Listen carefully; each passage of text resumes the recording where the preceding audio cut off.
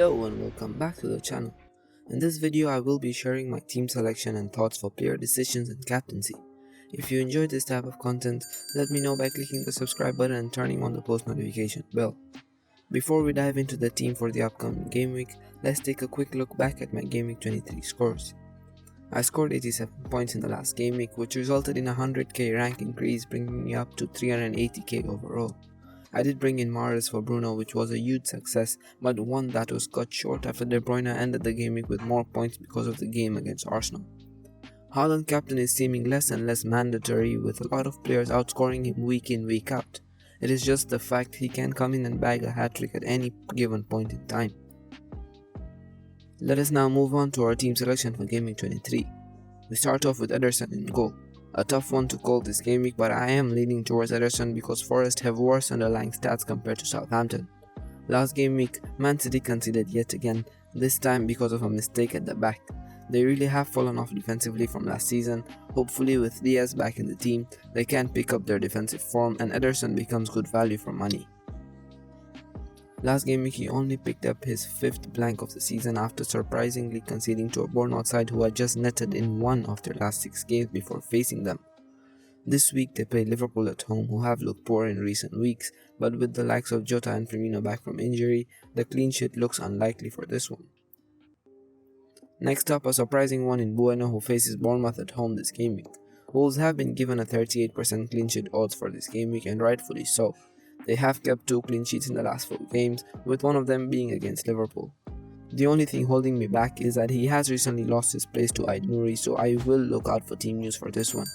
If news does arise that he is benched, I will be making a transfer that I will discuss later in this video. Lastly, finishing off the defense is Shaw.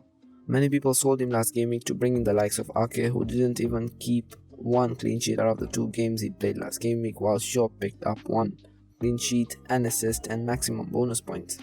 This will be the last week I do own him if no injuries happen elsewhere in my team, as he goes into a blank in Game Week 25, followed by Liverpool, Brighton and Newcastle in the 4 games after that. We move on to the midfield and we start off with Saka, the best Arsenal asset in my opinion currently, and he proves it yet again with a double-digit haul. It is also good to see he is still on penalty duties even with Jorginho on the pitch. He goes to Villa next, where he will be up against Digne, who hasn't looked so good defensively in recent times, so it does seem like another game that he could as well haul in. Since I brought him in the wildcard last game week, Odegaard has gone to provide 3 blanks in a row after failing to do that since game week 10. I am still keeping him for now because of the double in 25, but he may be on his way out if he fails to put up his goal scoring form. He goes to Villa next, who have conceded 7 goals in the last 2 games against sides in the opposite ends of the table, so hopefully Arsenal can replicate that. Rashford has by far been the most informed player since the restart, directly contributing for 10 goals for United since then, the most of any player in that time. His 74 points since the restart helped him make his way up to the top point scoring midfielder in FPL this season. He faces Leicester next, who have looked in decent form for the last couple of games, but they have kept no clean sheets and have conceded 13 goals since the restart. We just have to see which Leicester turns up at Old Trafford. After a good first game picking up a goal and an assist, Mahrez brought his point tally up to 14 for the week compared to Bruno's 3, who was the player I transferred out for him.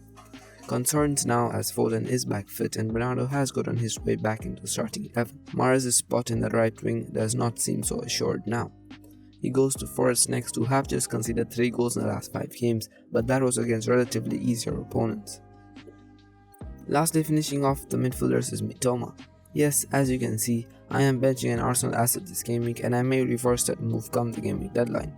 The initial thoughts that went into this decision was that Mitoma plays at home, on contrary to Nketiah. This is a 50-50 decision and it all comes down to which opponent I prefer.